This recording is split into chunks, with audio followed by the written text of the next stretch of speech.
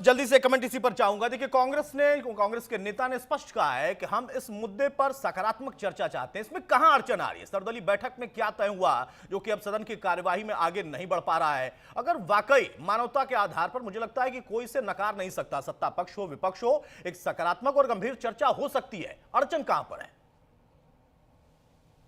देखिए, मैं सबसे पहले आपके सवाल का जवाब देने से पहले जो पूर्व में चर्चा हो रही थी, मैं उस पर कुछ बात बोलना चाहता हूँ, क्योंकि मुझे लगता है वो बहुत ज्यादा जरूरी है। जो हमने अभी यहाँ पे संवेदनहीन भारतीय जनता पार्टी के प्रवक्ता का बयान देखा, उन्होंने सारे बीएलओ जो वो जिन्होंने आत्महत्या की है उनको नकार दिया, कहा कि सिर्फ एक का ही हमने सुना है। पहली बात तो मैं उनको अगर यहाँ पे बताऊं तो मुरादाबाद का भी प्रमोद तिवारी जी बात करे तो उस बीएलओ ने क्या लिखा अपने सोसाइटी में कि मेरे पे एसआईआर का जो है दबाव था। गोंडा के यूपी के विपिन यादव जी के परिवार वालों ने जब कहा, क्या कहा कि उनपे ओबीसी वोटरों के नाम काटने का दबाव था।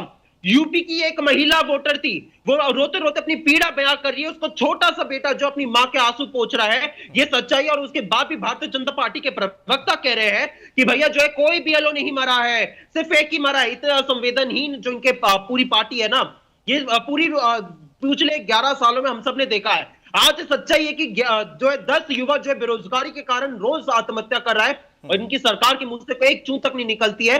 और उसके बाद ये हम मुद्दा कभी उठाए संसद में तो कहते हैं कि ड्रामा कर रहे हैं। आज किसान जो है 750 से ज्यादा किसानों की शहादत हो जाती है दिल्ली बॉर्डर पे, मोदी जी कहते हैं मेले थोड़ी न मरे हैं, उसकी इनकी असंवेदनहीनता है। अभी आपने यहाँ पे जो बात करी थी बीजेपी, ये हमारी गार्गी जी जो चुनाव राजनीतिक विश्लेषक है, वो कह रही थी कि घुसपैठिए जो है वो जा रहे हैं छोड़ छोड़ के।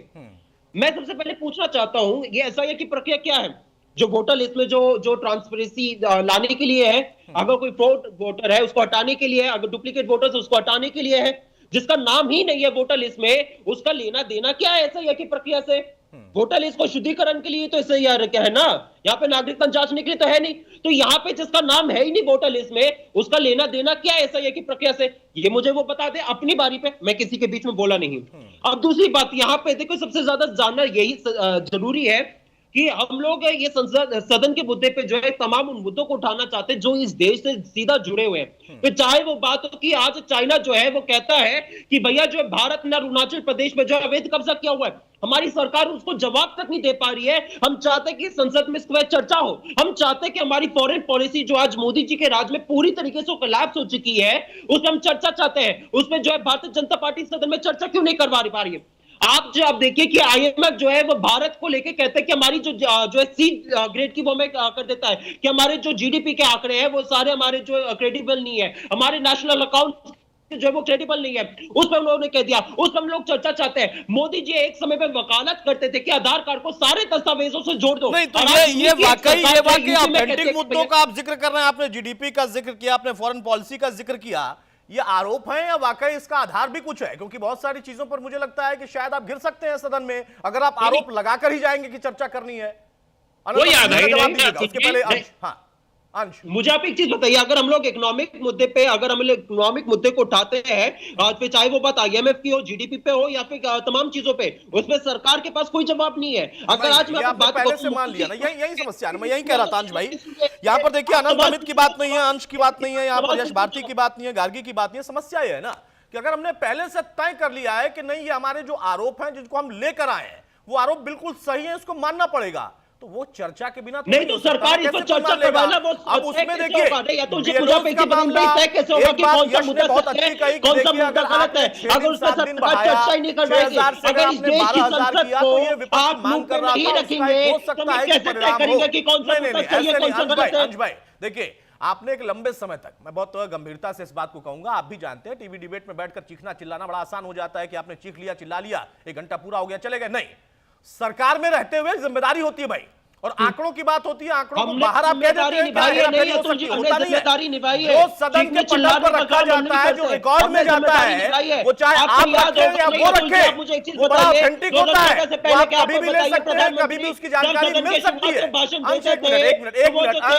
सदन को जानकारी देते थे कि क्या मुद्दे जाएंगे, ना कि विपक्ष पे टीका टिप्पणी करने का काम करते थे, जैसे मोदी जी ड्रामा करके चले जाते हैं। अंशवत 1 मिनट सुन लीजिए, मैं बार बार कह रहा हूं, मैं यहां पर कोई चिखम चिल्ली वाली चर्चा नहीं करना चाहता। मैं ये कह रहा हूं, अगर आप सत्ता में बैठे हैं तो आपकी बड़ी जिम्मेदारी होती है, अगर वो बैठे हैं तो उनकी भी बड़ी जिम्मेदारी है। दोनों के लिए एक ही मापदंड है, ऐसा नहीं है कि उनके लिए कम है आपके लिए ज्यादा है, आपके लिए कम है उनके लिए ज्यादा है।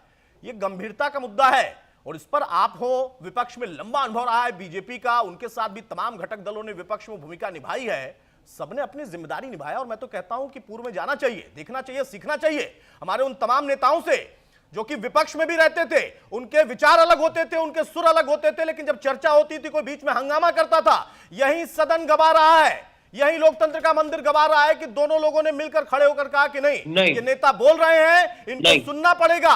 अगर आप सुनेंगे नहीं, सुनिए अब सुनिए, बहरहाल मैं रोक रहा हूं आपको, इसका जवाब सुनिए, आपने सवाल पूछा, प्लीज जवाब भी सुनिए, आप नहीं, इसका जवाब आप अगर सवाल बोल रहे हैं लेकिन इस जवाब बीच में भी एक बड़ी सुनिए। खबर आ रही है, कांग्रेस सांसद प्रियंका गांधी का बयान आया है, सरकार मुद्दों पर चर्चा नहीं करना चाहती है। एक बार फिर से कांग्रेस की तरफ से ये बड़ा आरोप लगाया गया। प्रियंका गांधी ने कहा कि दरअसल हम गंभीरता से मुद्दा उठाना चाहते हैं, मुद्दों पर चर्चा सकारात्मक करना चाहते हैं, लेकिन चर्चा नहीं तो सदन आखिर कैसे चलेगा, यही प्रश्न उनका भी है और यही प्रश्न हम भी यहां पर खड़े कर रहे हैं। सरकार को कुछ तो मानना चाहिए, वो कुछ क्या है, इसी पर प्रश्न हो सकता है कि वो कुछ क्या है। कांग्रेस कौन सा वो कुछ मनवाना चाहती है जो प्रियंका गांधी कह रही है कि अगर सरकार वो कुछ मान ले तो चर्चा हो सकती है। सुनिए, सरकार किसी चीज पे चर्चा नहीं करना चाहती तो कैसे चलेगा सदन?